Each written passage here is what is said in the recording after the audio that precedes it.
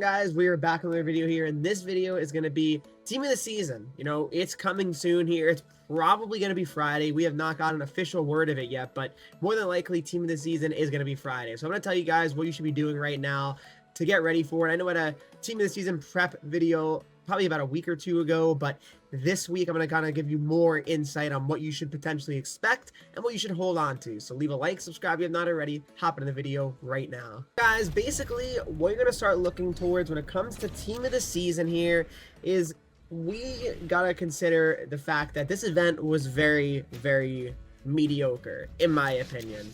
So what I would really start doing if I were you guys is, for example, the cornerstone pack that comes in the store every single day that gives you the 5 collectibles. What I would do is make sure you keep opening this every single day at 5 p.m. Eastern, collect those collectibles, and what you got to do is you got to absolutely make the 5 collectible set each and every single day, the 79 plus pack, because these packs are broken and likely to give you fodder required for team of the season. So whether you want to open them up or not, that's up to you.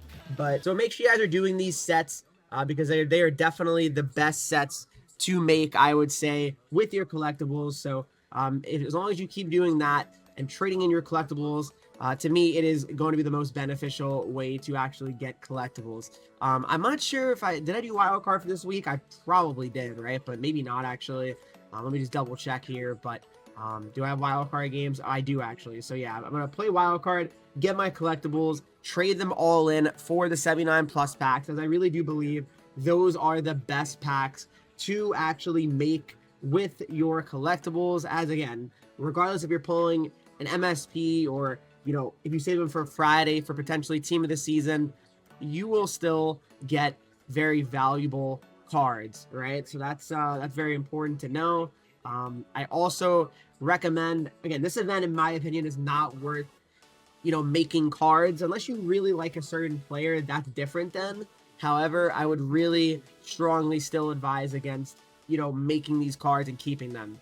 So what I would really recommend is definitely, with all these collectibles, continuing to make those 79 plus packs, because like I said, you're putting yourself in a spot where you might get like 90 plus cards, and then those will be certainly very important for team of the season. 90 plus cards, in my opinion, is what's going to be required to be traded in for the team of the season event. So as many 90 plus cards as you can possibly get, to me, you're going to be putting yourself in a very, very good spot. So definitely make sure you do that as much as you possibly can. And then of course, you have the ultimate ones here. Again, I would say if you have one of these cards, if you pull one or something like that, then yeah, you can do the objectives. But outside of that, it's just very, you know, time consuming.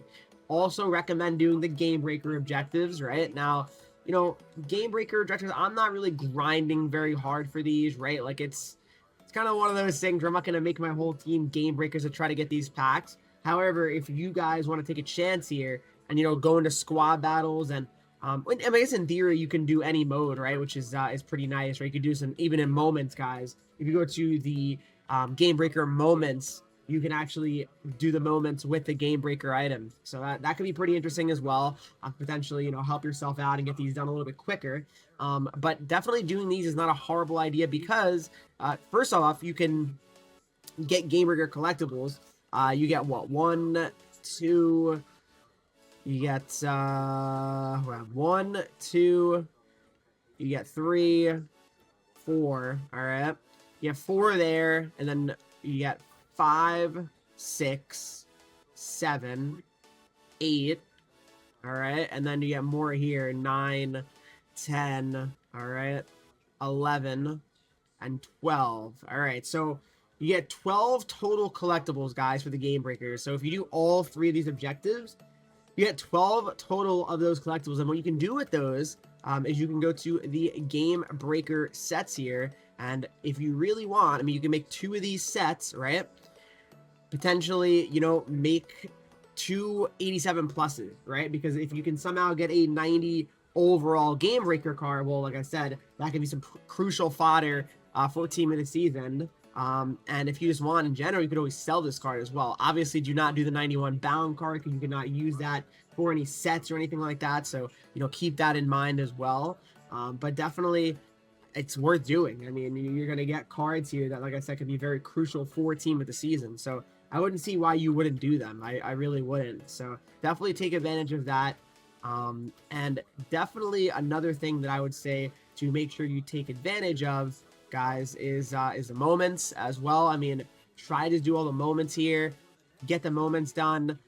You get 83s, 85, 87s. So you get a couple 87s, which you can use those 87s in the cornerstone sets here.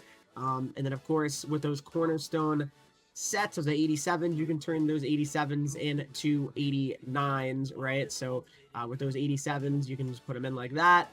You know, obviously I have 91 Cider. I'm definitely not putting him in there, but turn those 87s into 89s. And then, again, I would say likely it's going to be 90 plus. So in my opinion, 89s are probably going to lose a ton of value when this event ends. I'd be shocked if Team of the Season didn't require 90s, or at least ask for some 90s, right?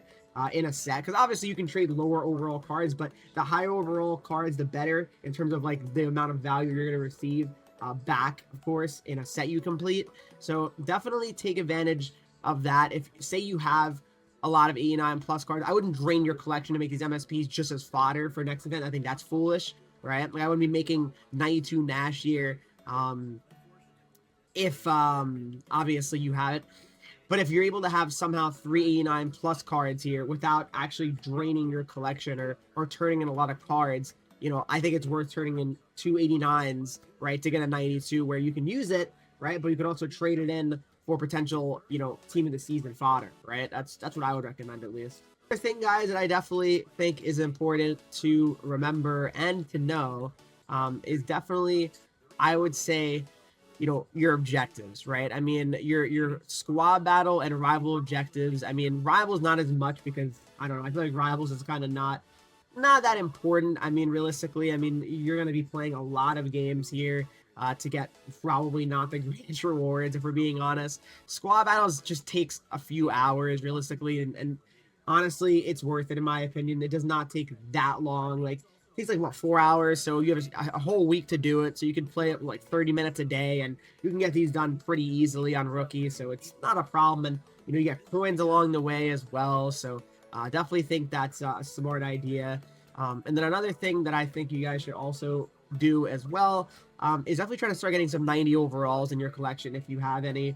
Definitely save them, but I would definitely try to get some 90 overalls in your collection at this time, because I do believe 90s are going to be the card that's going to be required here for Team of the Season, right? So right now, you know, 90 overalls, you know, what are they going for generally? That's the real question. Probably, you know, more than this, but let's just check. Oh yeah, actually not that much right now, which I think is pretty wild. So in my opinion, if you can get 90s for like 50k or less, that's not bad. That's really not bad. The market is plummeting, guys. And you want to know why? Because these Gamebreaker cards that have come out, right? All these Gamebreaker objectives. Everyone's doing those 87 plus sets. And they're getting 90 overall Gamebreakers. As you can see, Rossi, Blackwood, right? All these cards, you know, are here because everyone's doing those new Gamebreaker sets. And here's the thing, guys. 90 overalls go for 44k, right? And in my opinion, if the next event, which is Team of the Season, logically, if 90s are what's going to be traded in, I'm sure they're going to go for more than 40k. You know what I mean? They definitely are. They'll go for at least, you know, 55 or 60k. Remember Team of the Year, guys? I think 87s were going for like 70k, 80k, right? So Team of the Season is like the last big event, because obviously these cards, you know, they're like Team of the Year in the sense that they upgrade, obviously, throughout the year, right? Those are kind of like the last cards you need for those players. For example, like say Team of the Season, like who's a good one to think of? Like I mean, Team of the Season, I don't know, Marner, for example, guys, right? Marner comes out. Obviously, you don't need another Mitch Marner card after you get that. So to me, getting any of these 90 overalls for under 50k is an absolute steal right now. I would definitely buy as many as you possibly can.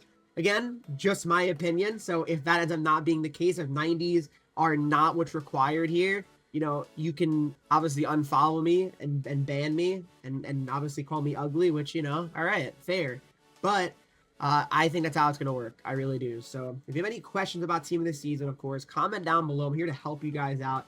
As always, let me know. Are you excited for it? I really believe it's going to be Friday, so we'll see. But we'll have another Team of the Season video probably before that as well, just so, you know, keep the conversation happening here. But hopefully you guys did enjoy this video. If you did, please make sure you leave a like. Subscribe if you're not already. Follow me on Twitch, Henreek. I'm live there every single day. Instagram, Twitter, TikTok, and you get 3 E's, and I'll see you guys in the next video.